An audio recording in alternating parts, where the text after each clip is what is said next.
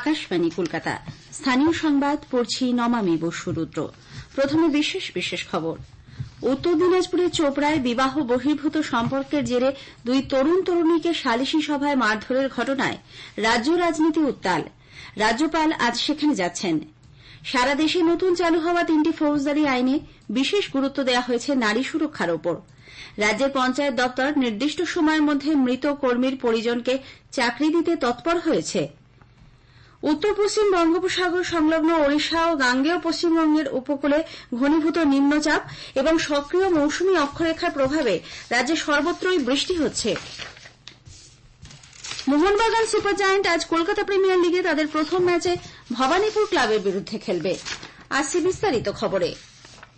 উত্তর দিনাজপুরে চোপড়ায় বিবাহ বহির্ভূত সম্পর্কের জেরে দুই তরুণ তরুণীকে সালিশি সভায় মারধরের ঘটনায় রাজ্য রাজনীতি উত্তাল।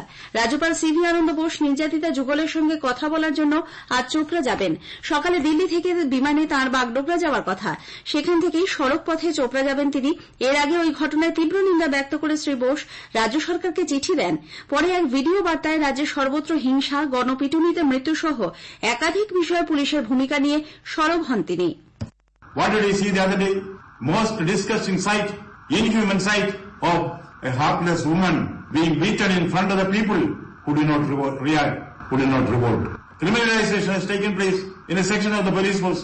Even some of the IPS officers are playing to the gallery for this, to their political masters. Is there a police minister here? Is it not her job to see that this violence ends here? Very sorry, shocking. এদিকে চোপড়ার ঘটনায় রাজ্য police সেখানকার আইসিকে কারণ দর্শানোর notice জারি করেছে। এছাড়াও police স্বতঃপ্রণোদিত হয়ে মামলা রুজু করেছে বলে জেলা পুলিশ সুপার জবি থমাস কে জানিয়েছেন। Immediately, police has started a SOMOTO case, and we identified the people who involved, especially that person who was beating that woman. We identified him, and we immediately arrested him. We have started the case as per the provisions of IPC, and we have forwarded him to Land Court today, and Land Court granted us 5 days police custody. The further investigation of the case is going on to identify whether more people are involved in that assault or not. Police will be taking strict action against whoever involved in those incidents. অন্যদিকে মারধরের ওই ঘটনায় মূল অভিযুক্ত তৃণমূল কংগ্রেস কর্মী তাজিমুল হক ওরফে জেসিবিকে গতকাল 5 দিনের পুলিশি হেফাজতে পাঠানো হয়। এই ঘটনায় চোপড়ার বিধায়ক হামিদুর রহমানের বক্তব্য নিয়ে শুরু হয়েছে বিতর্ক। বিজেপি সর্বভারতীয় সভাপতি জেপি নাড্ডা জানান যে ভিডিও প্রকাশ্যে এসেছে তা মধ্যযুগীয় বর্বরতাকে মনে করিয়ে দেয়। রাজ্যের বিরোধী দলনেতা শুভেন্দু অধিকারী বাংলায় 355 ধারা জারির দাবিতে সরব হন। কোচবিহার ও চোপড়ার হিংসার ঘটনার তদন্ত সিবিআই এর হাতে তুলে দেওয়ার জন্য তিনি উদ্যোগ নেবেন বলে জানিয়েছেন। আমরা শুনেছি কোথাও খাপ পঞ্চায়েত হয়, এখানে তৃণমূল পঞ্চায়েত, সরাসরি টিএমসির নেতা এবং গুন্ডা মস্তান পশ্চিমবঙ্গকে মুসলিম রাষ্ট্র হিসেবে ঘোষণা করা হামিদুর রহমানের সবচেয়ে বড় হাতিয়ার। আমি মুখ্য সচিবকে লিখব, কোচবিহারের ঘটনা, চোপড়ার ঘটনা, এই দুটো ঘটনাই সিবিআইকে ট্রান্সফার করার জন্য বাংলার মহিলা মুখ্যমন্ত্রী যেন রেকমেন্ড করেন। কংগ্রেস নেতা অধীর রঞ্জন চৌধুরী বলেন, যে কোনো ঘটনায় নীতি পুলিশি করার কোনো অধিকার তৃণমূল কংগ্রেসের নেই। তৃণমূল পার্টি যেখানেই দেখে কোনো মহিলার উপর নির্যাতন, প্রথমেই চেষ্টা করে তার দলের নেতাদের বাঁচানোর। তারা মরাল পুলিশ নয়, এখানটায় তারা নৈতিক পুলিশের কাজ করতে পারে না। আজকে তৃণমূল পার্টি তারা ঠিক করবে কোন মহিলা চরিত্রবান আর কে চরিত্রহীন। এটা বাংলা সমাজ মেনে নিতে পারে না। বাংলার মুখ্যমন্ত্রীকে বলুন, যেমন করে নাটক লেখেন, কবিতা লেখেন, তেমন করে একটা ডিকশনারি তৈরি করুন, কারা চরিত্রবান আর কারা চরিত্রহীন তার তালিকা সেখানে লেখা থাকবে। যদিও রাজ্যে আইনের শাসনই আছে বলে পুর ও নগরোন্নয়ন মন্ত্রী ফিরহাদ হাকিম মন্তব্য করেছেন। পলিটিক্যাল ইউজ অফ ল এটা করে আইনের যে এটাকে নামিয়ে দেওয়া হয় বিজেপি, আর আমাদের এখানে অ্যাকচুয়াল ইউজ অফ ল করে আইনের শাসনটাকে আরো আমরা করি। তাই আমাদের এখানে যদি ক্রাইম রেট বলেন সব থেকে কম, তার কারণ আমরা আইন ব্যবস্থায় বিশ্বাস করি, আইনকে হাতে নেওয়া বিশ্বাস করি না, এনকাউন্টারে বিশ্বাস করি না। এদিকে মারধরের ভিডিও ভাইরাল হওয়ার 24 ঘণ্টার মধ্যে নির্যাতিত তরুণ তরুণীর স্বাস্থ্য পরীক্ষা করা হয়েছে। ওই মহিলা সাংবাদিকদের জানান, যে এই ভিডিও করেছে তার বিরুদ্ধে থানায় লিখিত অভিযোগ দায়ের করেছেন তিনি। ভিডিওগ্রাফি করার সন্দেহে এক গ্রামবাসীকে চিহ্নিত করে তার বাড়িতে তালা লাগিয়ে দেওয়ার অভিযোগ উঠেছে। তার অভিযুক্ত তাজিমুলের পরিবর্তনের বিরুদ্ধে। অন্যদিকে শুধুমাত্র এই ঘটনা নয়, জেসিবির বিরুদ্ধে আরও বেশ কয়েকটি এ ধরনের ঘটনার অভিযোগ সামনে এসেছে। সেই গ্রেপ্তার হতেই মারধরের পুরনো কয়েকটি ভিডিও সমাজ মাধ্যমে ঘোরাফেরা করছে। সারা দেশে নতুন চালু হওয়া 3টি ফৌজদারি আইন, ভারতীয় ন্যায় সংহিতা, ভারতীয় নাগরিক সুরক্ষা সংহিতা এবং ভারতীয় সাক্ষ্য অধিনিয়মে নারী সুরক্ষার ওপর বিশেষ গুরুত্ব দেওয়া হয়েছে। গতকাল এক সাংবাদিক বৈঠকে স্বরাষ্ট্রমন্ত্রী অমিত শাহ বলেন, গণধর্ষণের মতো ঘৃণ্য অপরাধের ক্ষেত্রে 20 বছরের জেল বা যাবজ্জীবন কারাদণ্ডের কথা বলা হয়েছে। শিশুদের ধর্ষণের শাস্তি হিসেবে মৃত্যুদণ্ডের সংস্থান থাকছে।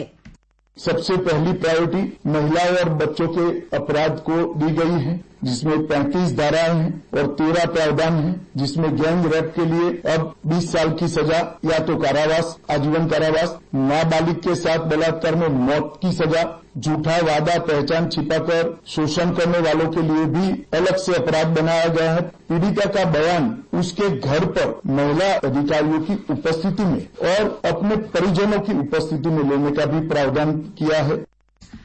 এদিকে সাম্প্রতিক সময়ে দেশে গণপ্রহারের মৃত্যু প্রসঙ্গে শ্রী শাহ জানান, এতদিন গণপিটুনিতে মৃত্যু হলে পুলিশ খুন বা খুনের চেষ্টার ধারায় মামলা রুজু করে তদন্ত করত। তবে নতুন আইনে গণপ্রহারকে আলাদা ধারায় চিহ্নিত করা হয়েছে।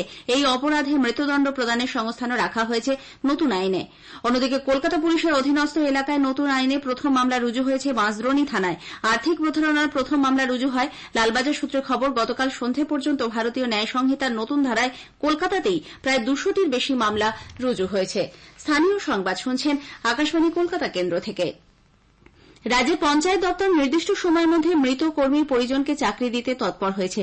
নিয়মানুযায়ী রাজ্যে সরকারের কোন কর্মী কর্মরত অবস্থায় মারা গেলে অথবা শারীরিক অক্ষমতার কারণে মেয়াদ শেষের আগেই অবসর নিতে বাধ্য হলে তার পরিবারের এক সদস্য সেই চাকরি পাওয়ার যোগ্য। তবে তা পেতে অনেকগুলি প্রশাসনিক প্রক্রিয়ার মধ্যে দিয়ে যেতে হয়, যা নিয়ে হয়রানির শিকার হওয়ার একাধিক অভিযোগ উঠেছে। এমনটা যাতে না হয় তা নিশ্চিত করতে জেলাগুলিকে আরও বেশি সংবেদনশীলভাবে কাজ করার পরামর্শ দেওয়া হয়েছে। অফিসের প্রধানকে মৃত কর্মীর পরিবারের সঙ্গে যোগাযোগ করতে হবে।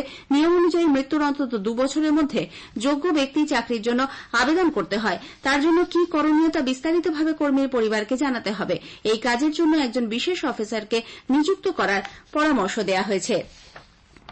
কেন্দ্রীয় সরকার এবছরও পাটের সহায়ক মূল্য বৃদ্ধি করেছে। কলকাতায় গতকাল ভারতীয় পাট নিগম বা জুট কর্পোরেশন অফ ইন্ডিয়ার ম্যানেজিং ডিরেক্টর অজয় কুমার জলি জানান, পাটের সহায়ক মূল্য কুইন্টাল প্রতি 5,335 টাকা ধার্য করা হয়েছে। গত বছর যা ছিল কুইন্টাল প্রতি 5,050 টাকা। তিনি বলেন, বাজারে পাটের মূল্য কমে গেলে কেন্দ্রীয় সরকার নোডাল এজেন্সি হিসেবে ভারতীয় পাট নিগম সরকার নির্ধারিত ন্যূনতম সহায়ক মূল্যে কৃষকদের থেকে পাট কিনে থাকে। এদিকে পাট চাষীদের সুবিধার্থে পাট মিত্র নামে একটি অ্যাপ চালু করা হয়েছে। এই অ্যাপের মাধ্যমে পাট চাষীরা ন্যূনতম সহায়ক মূল্য, পাট নিগমের বিক্রয় কেন্দ্র সহ বিভিন্ন তথ্য জানতে পারবেন। রাজ্যে বর্ষার আগমনের সঙ্গে সঙ্গে ডেঙ্গু আক্রান্তের সংখ্যা বাড়তে শুরু করেছে। স্বাস্থ্য দপ্তর সূত্রে খবর, রাজ্যে 16টি জেলায় ডেঙ্গু আক্রান্ত হওয়ার খবর মিলেছে। গত সপ্তাহে মালদা, মুর্শিদাবাদকে পিছনে ফেলে আক্রান্তের সংখ্যায় নিরিখে উঠে এসেছে উত্তর 24 পরগনা। 1 জানুয়ারি থেকে 26 জুন পর্যন্ত পাওয়া স্বাস্থ্য দপ্তরের রিপোর্ট থেকে এই তথ্য পাওয়া গেছে। জানা গেছে, এ পর্যন্ত রাজ্যে মোট ডেঙ্গু আক্রান্তের সংখ্যা প্রায় 1400। আক্রান্তের শীর্ষে থাকা 5 জেলা হল উত্তর 24 পরগনা, মালদা, মুর্শিদাবাদ, হুগলি এবং কলকাতা। এই 5 জেলার প্রতিটিতেই মোট আক্রান্তের সংখ্যা 100 ছাড়িয়ে গেছে। উত্তর পশ্চিম বঙ্গোপসাগর সংলগ্ন ওড়িশা ও গাঙ্গেয় পশ্চিমবঙ্গের উপকূলে ঘনীভূত নিম্নচাপ এবং সক্রিয় মৌসুমী অক্ষরেখার প্রভাবে রাজ্যে সর্বত্রই বৃষ্টি হচ্ছে। গতকাল রাতভর দক্ষিণবঙ্গের বিভিন্ন জেলায় হালকা থেকে মাঝারি বৃষ্টি হয়েছে। আজও সর্বত্র বিক্ষিপ্তভাবে বজ্রবিদ্যুৎ সহ বৃষ্টি হতে পারে বলে জানিয়েছে আবহাওয়া দপ্তর। আগামীকাল থেকে বৃষ্টির পরিমাণ বাড়বে বলে জানানো হয়েছে। ভারী বৃষ্টির সতর্কবার্তা রয়েছে 2 24 পরগনা ও নদিয়ায়। অন্যদিকে উত্তরবঙ্গেও ভারী থেকে অতি ভারী বৃষ্টির পূর্বাভাস থাকছে।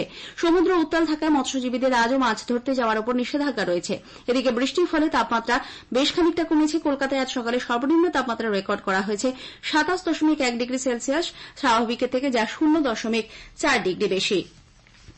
দক্ষিণ 24 পরগনার মগরাহাটে ব্যবসায়ীকে গুলি করে কয়েক লক্ষ টাকা ছিনতাইয়ের অভিযোগে চাঞ্চল্য ছড়িয়েছে। জানা গেছে, অশোক ছাঁটুই নামে ওই ব্যবসায়ীকে লক্ষ্য করে গত সন্ধ্যায় 2 দুষ্কৃতী দিঘিরপাড় বাজারের কাছে গুলি ছোঁড়ে। তার ডান হাতে গুলি লাগে। ব্যবসায়ীর কাছে থাকা কয়েক লক্ষ টাকা নিয়ে চম্পট দেয় দুষ্কৃতীরা। স্থানীয় বাসিন্দারা তাকে উদ্ধার করে মগরাহাট ব্লক হাসপাতাল থেকে ডায়মন্ড হারবার মেডিকেল কলেজে নিয়ে যায়। তবে তার অবস্থা স্থিতিশীল। পুলিশ দোষীদের সন্ধানে তদন্ত শুরু করেছে। দুর্গাপুরের রাষ্ট্রায়ত্ত অ্যালয় স্টিল প্লান্টে এসএমএস ইউনিটে 3 নম্বর ফার্নেসে গতকাল আগুন লাগে। ল্যাডেল ফুট হয়ে গলিত লোহা বেরিয়ে এসে কেবল লাইনের ওপর পড়ে, তা থেকে আগুন লেগে যায়। দমকলে 3টি ইঞ্জিন আগুন নেভায়, তবে হতাহতের কোনো খবর নেই। মোহনবাগান সুপার জায়ান্ট আজ কলকাতা প্রিমিয়ার লিগে তাদের প্রথম ম্যাচে ভবানীপুর ক্লাবের বিরুদ্ধে খেলবে। ব্যারাকপুর স্টেডিয়ামে খেলা শুরু হবে বিকেল 3টায়। এদিকে প্রিমিয়ার লিগ ফুটবলে মোহামেডান স্পোর্টিং ও খিদিরপুর স্পোর্টিং ক্লাবের মধ্যে খেলাটি গতকাল অমীমাংসিতভাবে শেষ হয়েছে। মোহামেডান স্পোর্টিং মাঠে এই ম্যাচে কোনো দলই গোল করতে পারেনি। কালীঘাট এমএস ও ওয়ারি এসসির মধ্যে খেলাটি 1-1 গোলে শেষ হয়। ইউনাইটেড স্পোর্টস 2-1 গোলে এরিয়ানের বিরুদ্ধে জয়ী হয়েছে। সুরুচি সংঘ সদান সমিতির মধ্যে খেলায় কোনো গোল হয়নি। শেষ করার আগে স্থানীয় সংবাদের বিশেষ কিছু অংশ আরও একবার। উত্তর দিনাজপুরের চোপড়ায় বিবাহ বহির্ভূত সম্পর্কের জেরে 2 তরুণ তরুণীকে সালিশি সভায় মারধরের ঘটনায় রাজ্য রাজনীতি উত্তাল। রাজ্যপাল আজ সেখানে যাচ্ছেন। রাজ্যের পঞ্চায়েত দপ্তর নির্দিষ্ট সময়ের মধ্যে মৃত কর্মীর পরিজনকে চাকরি দিতে তৎপর হয়েছে। মোহনবাগান সুপার জায়ান্ট আজ কলকাতা প্রিমিয়ার লিগে তাদের প্রথম ম্যাচে ভবানীপুর ক্লাবের বিরুদ্ধে খেলবে। স্থানীয় সংবাদ শেষ হল।